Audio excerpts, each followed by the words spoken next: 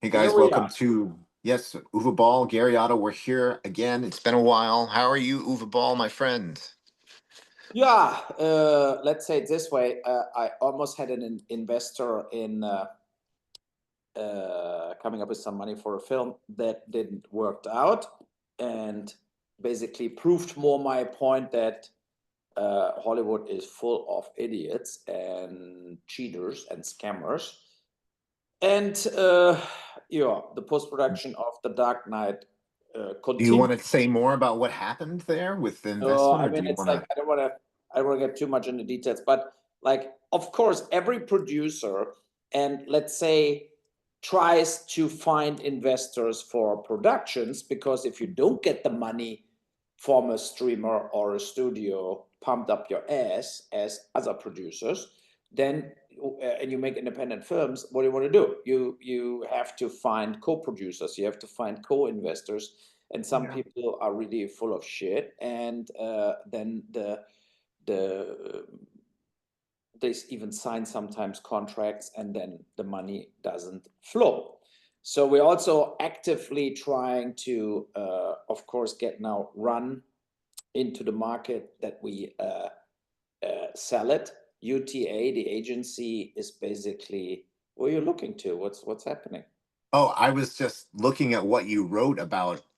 Like you wrote, I'll tell you in a second about that thing about the car falling on your Yeah, wife's yeah, yeah. So that we homeless. can talk. We can Yeah, talk yeah, about. yeah, yeah, yeah. So you just continue what you're saying. I'm sorry. Yeah. Right. So and what I want to say. So UTA, the agency, is out of selling Run. I mean, 1 year long they had Run, almost like 7 months to make a deal on it. Nothing happened, and I told them, okay, guys. I thought always if you have a big agency, UTA, William Morris, whatever, CAA, that then the streamers they buy everything they present to them, but that's absolutely not the case. I heard that this big agency sitting on tons of movies, they staying unsold, and also tons of movies who were running in Toronto or Berlin in the festival, who won the festival, are unsold, and nobody gives a fuck about them. And we have Oh. a situation that was the reason I wanted to talk with you a little about the Oscars in 1 second. And uh, so, and I read an interesting statistic. So you had 70% this year of all film investments were already from streaming. That means we have a total shift that everything goes away from independent filmmaking, everything goes away from producers making a film and then they're selling it. It's now basically if the streamers don't order a show from you, you're fucked. You're dead. And it started with that interview the guy from The Brutalist gave, right? The director from The Brutalist, who was nominated for tons of Oscars, who said he basically is on social welfare because he couldn't make a film. He goes from festival to festival. He's not getting paid for this to present the film, to be on the red carpet, but he only gets always the travel and the hotel paid.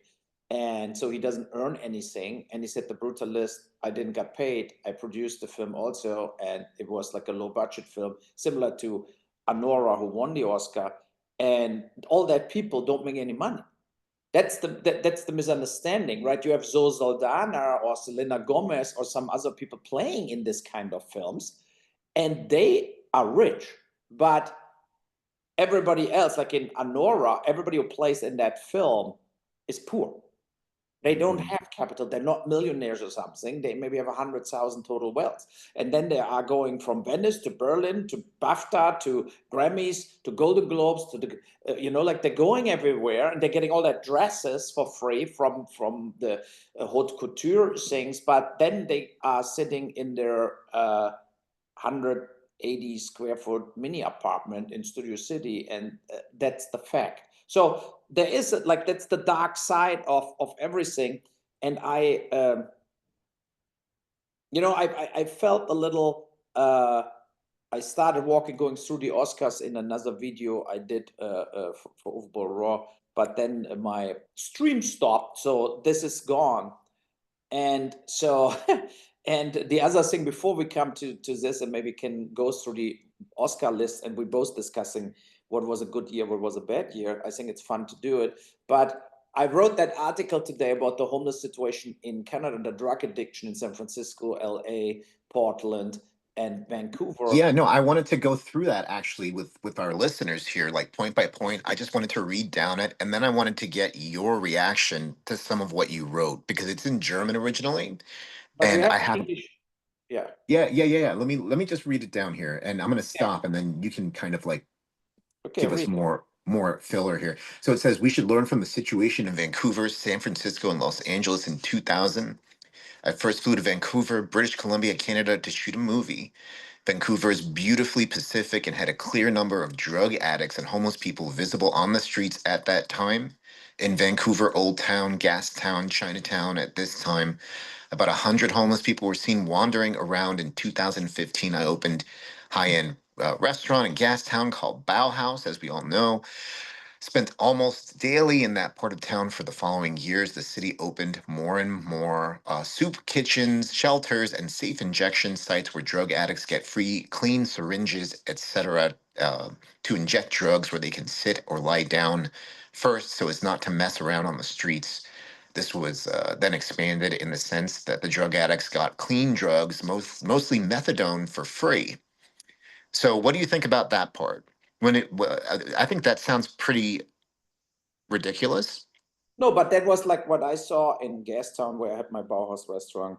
Uh, in the year 2015, we opened the restaurant, Yeah. and there was already a massive homeless problem. And then the government basically, they opened, first was the free injection sites, right? So where you go in and with your street drug, but they give you clear needles, clear injection stuff. They you can sit down, and there was an inside is the name and an on-site. So there were like two different facilities. In one you could even lay down and stuff like this.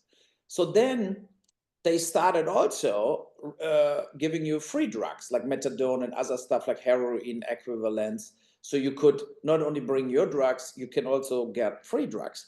So what happened then? The fentanyl and crack came massively on the streets.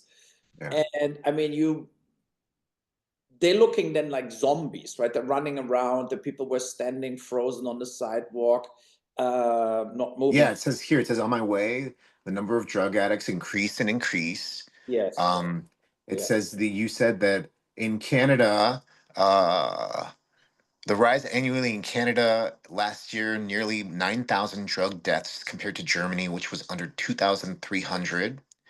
Yeah. And city of Vancouver is issuing Narcotan syringe kits to every addict so that in case of an overdose, anyone standing there can inject the Narcotan. So this just seems pretty fucking wild. Like giving them a spot where they won't, where they can do it safely is one thing, but actually supplying them the needles in a public setting is only asking for it to become out of fucking control. I mean, they're Yeah, just asking for because, trouble. because it had various effects. People came from everywhere to Gastown because they know, oh, we get free drugs, we get, like stuff like this. And they were everywhere with charity organizations giving you food and stuff like this.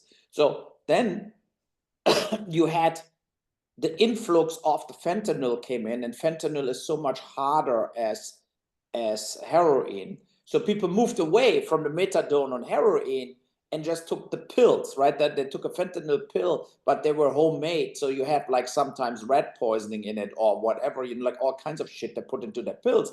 So that was the reason they gave out this kind of reanimation injection kits. So because when you do an overdose on fentanyl, and you don't get like this injection in, you basically die very quickly. Yeah. And uh, that was the reason they gave this. Everybody you saw walking around, like homeless people walking around with the belt, and they had that red thing there where they could like inject stuff so that your body could reanimate you basically, and then the ambulance will come to transport you away. It's like So fucking Resident Evil, Jesus.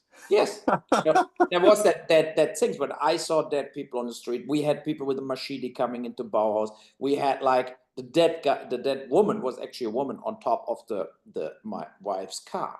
So that is fucking crazy. That's what I'm reading here. It's like I climbed over the dead twice on my way to parking garage. On the roof of my wife's car was a dead body thrown out of a window of a building.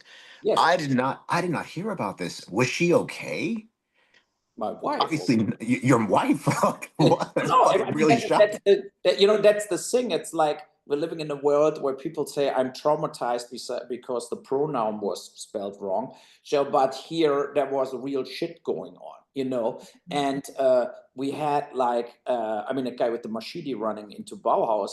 I thought there was a huge massacre happened, but he calmed down and ran back out. But there was a woman, and Bauhaus was the corner building attached to tons of other buildings. So the whole road was building, like New York, right? You don't have space between the buildings; they're attached to each other.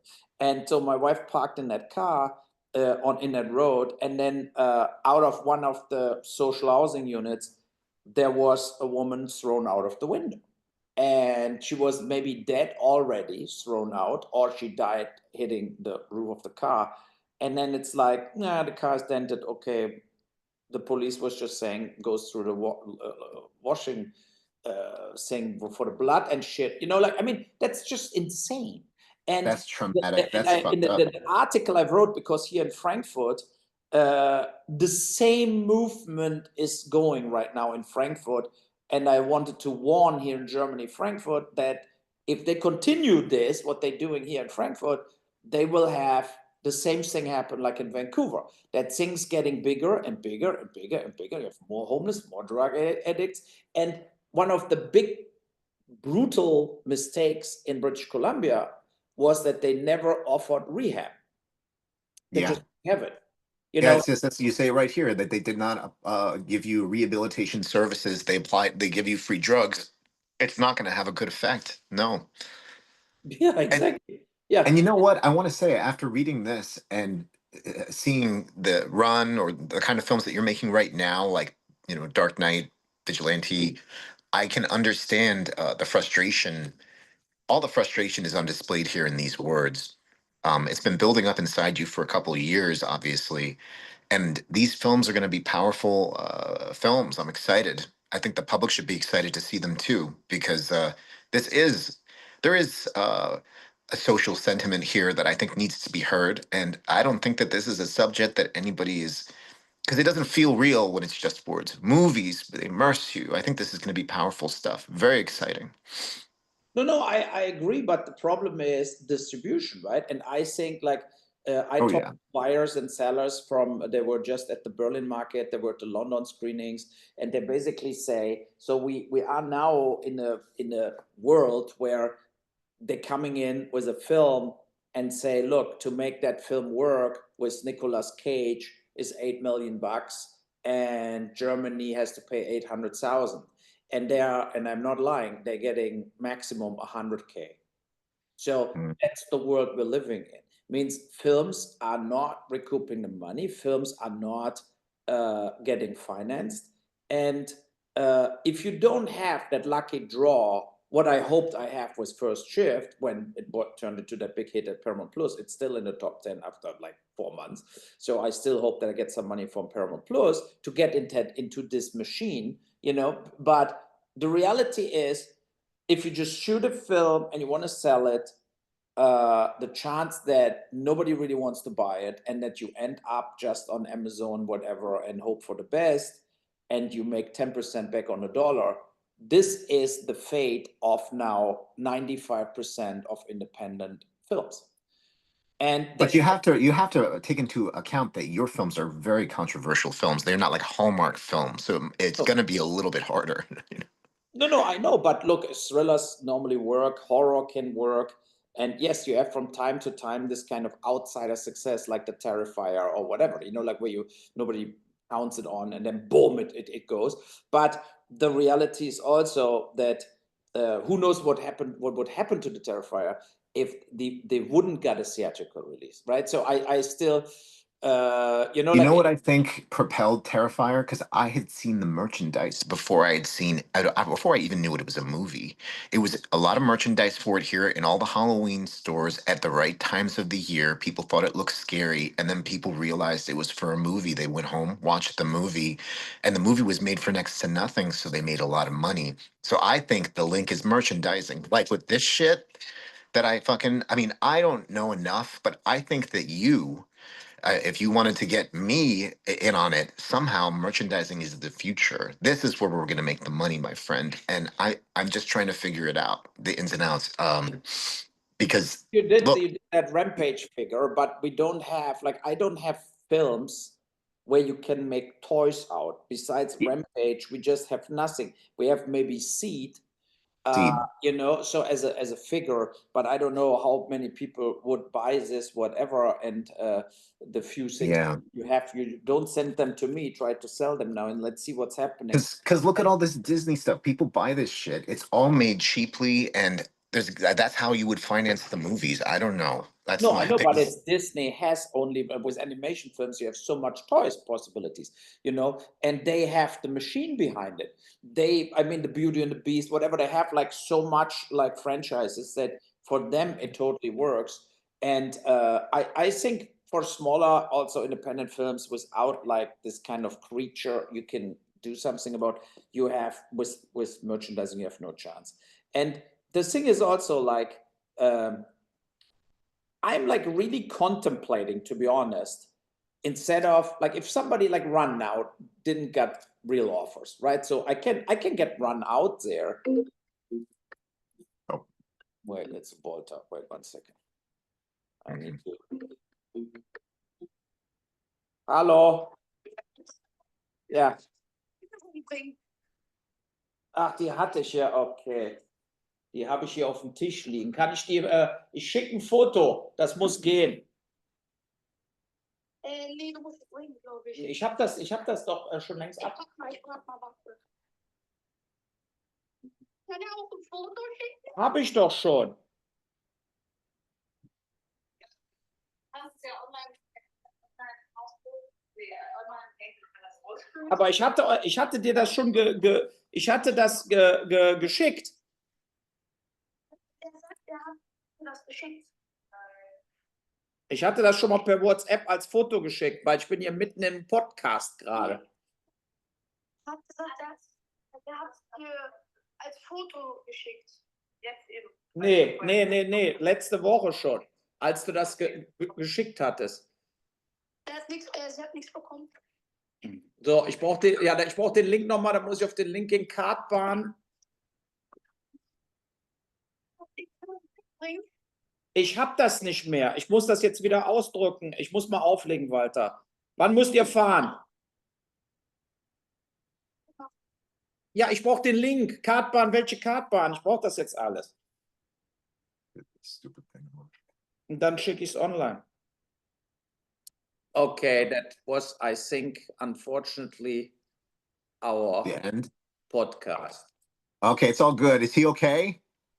Yeah, but they go on a card saying, I signed that he can do this a long time ago. Now they don't find it. And now I have to re-sign the waiver. And I don't have the waiver. So I have to go and pick that up. I mean, if you want to talk a little about the Oscars, and I just do this parallel, we can stay on. No, we can do another one. You go do your thing, and we just record again tomorrow, and then I'll like merge the episodes. I won't release this one right now. I'll keep it. You can send it to me, and then I'll put them together, and we'll release it as one big episode. You know what I mean? Or we can do it in a few minutes. Yeah, you figure it out. No worries, okay? Bye. All right, I'll see you.